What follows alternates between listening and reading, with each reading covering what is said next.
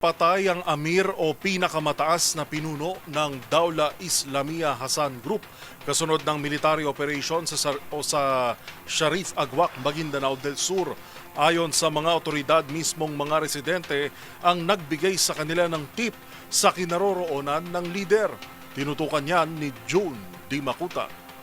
Napatay habang tinutugis ng mga tropa ng 61st Infantry Brigade under 6ID JTF Central ang grupo ng Amir o pinakamataas na pinuno ng Dawla Islamia Hasan Group sa katauhan ni Ustads Muhammad Usman Sulaiman. Batay sa impormasyon mula kay 61st Brigade Commander Brigadier General Edgar Catu, malaki ang papel na ginagampanan ng mga sibilyan o ng mga residente na nagpaabot na impormasyon sa government forces kung saan naroon ang lokasyon ng Amir dahilan ng agarang naglunsad ng malawakang military pursuit operation sa Barangay Satan, Sharif Agwak, Maguindanao del Sur. Ayon pa, si Sulaiman ay kilala ring bomb expert na kaanak ng napatay noon na si Basit Usman.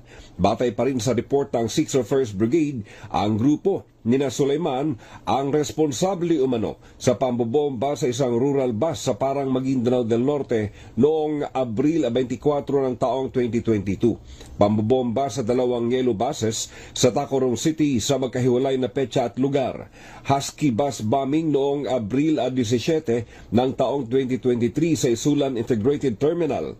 Pananambang sa tropa ng 40IB at ang pagpatay sa 3 negosyante ng kambing mula Batangas. Papuri at taus-pusong pasasalamat naman ang mensahe ni 6ID and JTF Central Commander Major General Jose Vladimir Cagara para sa mga residenteng nakikipagtulungan sa government forces at ganun din sa mga tropang sumagupa sa grupo ni Ustad Sulaiman.